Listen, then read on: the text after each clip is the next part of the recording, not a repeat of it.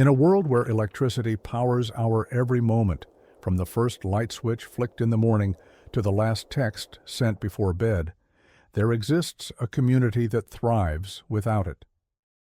Sinds wen wegen dieser Zeit, der eine schmal, der andere weit. Welcome to the Amish and their complex relationship with electricity. Imagine waking up in the morning and not hearing the hum of your refrigerator, the quiet whirl of your heating system, or the buzz of your phone beside your bed. For most of us, this sounds impossible. But for the Amish, it's just another day, a day lived without the constant presence of electricity from the grid. For over 300 years, the Amish have lived apart from the outside world, protecting their way of life with careful rules that dictate everything from the clothes they wear to the tools they use. Among these rules is the avoidance of public electricity, a conscious decision to remain separate, untainted by the modern conveniences most of us cannot imagine living without. At first glance, you might imagine Amish homes shrouded in darkness, lit only by candles and oil lamps. But this isn't entirely accurate. The Amish don't avoid electricity because they fear technology. Instead, they believe that too much reliance on electricity, and more specifically on public power grids, could lead them down a path that would ultimately unravel the values they hold dear. To the Amish, electricity represents a potential gateway to the outside world, a world of temptation, materialism, and distractions from what truly matters: family, faith, and hard work. It's not electricity they fear, but the connections it brings, televisions, the internet, and, in their view, the corruption that these conveniences bring with them. For the Amish, maintaining a strong work ethic and living simply are not just ideals, they are foundations of their way of life. Public electricity, with its constant availability, threatens to bring in more than just light or heat. It brings distraction. With televisions comes exposure to modern values. With the internet comes instant access to the world beyond the community. And with this access comes a dilution of the hard-working, family-centered way of life the Amish strive to protect. Public electricity, to the Amish, symbolizes a tether to the rest of the world, one they are determined to avoid. They believe that remaining disconnected from the grid allows them to stay grounded, to focus on the simplicity and purity of their lives. Their separation from the modern world is not total rejection, but a carefully maintained boundary. A boundary that they believe is vital for preserving their community, their faith, and their way of life. But the Amish are not entirely cut off from power. Many have found ways to harness energy that align with their values. Diesel generators, solar panels, and wind power are becoming more common in Amish communities, providing electricity for essential tasks while maintaining a crucial separation from public power grids. In some ways, their approach to electricity mirrors their approach to life itself, intentional, selective, and deeply connected to their values. Generators hum in the background of workshops, providing enough power for tools and machinery. Solar panels, often tucked away on barn roofs, quietly absorb sunlight, storing energy for the night. Windmills stand as symbols of self-reliance, their blades turning to capture the wind's force. Each of these power sources serves a purpose, but none of them come with the ties that public electricity would impose. As I considered the Amish relationship with electricity, I began to wonder, could I do it? Could I live, even for a day, without the constant hum of electricity running through my home? I decided to see if I could live like the Amish for a day, relying only on off-grid electricity. No grid, no instant power. The first challenge? Lighting.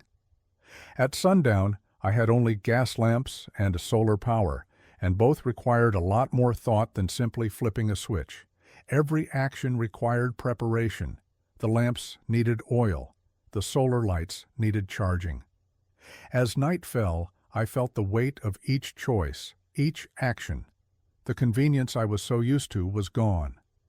Cooking on a wood-burning stove was another experience entirely, a reminder of how modern conveniences have simplified even the most basic tasks. There was no microwave to reheat food, no electric kettle to boil water for tea. Instead, I had to carefully tend to the fire, stoking it to maintain the right temperature, waiting patiently as the stove heated up.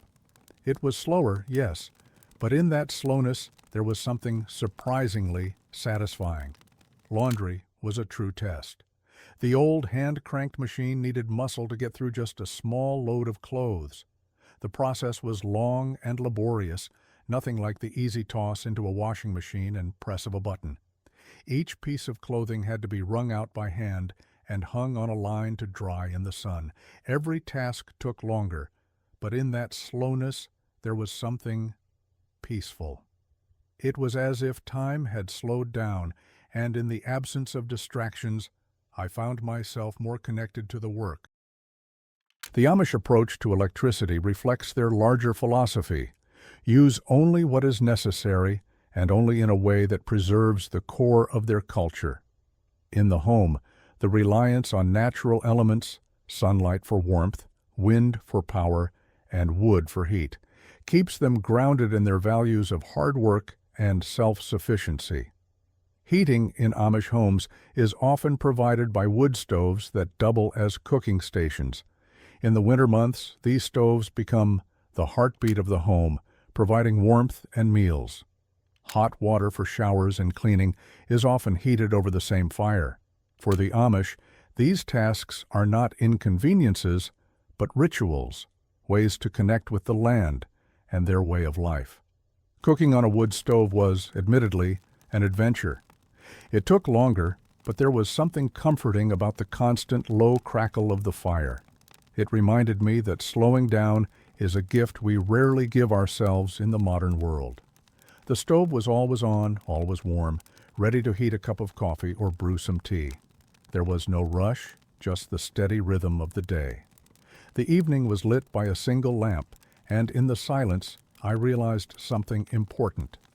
The Amish aren't just living without electricity, they're living with intention.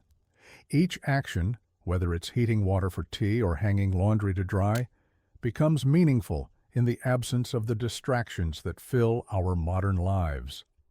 Without the hum of technology constantly pulling me away, I found myself more present, more aware of each moment. But simplicity comes at a cost. Life without electricity means that the Amish must work harder for the comforts most of us take for granted. Yet they wouldn't have it any other way. To the Amish, these challenges are what keep them grounded, connected to their families and faith. Even tasks like chopping wood or hauling water become opportunities for family bonding, for teaching the next generation the value of hard work. The labor is shared, the rewards are tangible, and the sense of purpose is clear. As I packed away my gas lamps and wood stove, I couldn't help but wonder, what would it be like to live this way every day? Could I do it? Could we, as a society, find value in the simplicity that the Amish have mastered? In a world driven by the rush of technology, the Amish stand as a reminder of something we've lost, the ability to slow down, to focus on what truly matters. Their relationship with electricity is not just a choice, but a statement that sometimes less really is more. Could we too find a way to live with less, to embrace the slowness, the simplicity that the Amish have mastered? As we navigate our increasingly connected world, perhaps we can take an example from the Amish. We don't have to give up our modern conveniences entirely, but we can strive to use them more mindfully. We can seek out moments of quiet and connection, valuing face-to-face interactions over digital ones. We can remember that sometimes the most powerful experiences come not from plugging in, but from unplugging.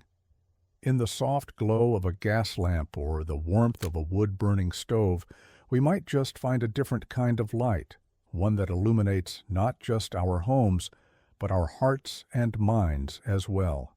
And in that light, we might discover a simpler, more intentional way of living that brings us closer to what truly matters.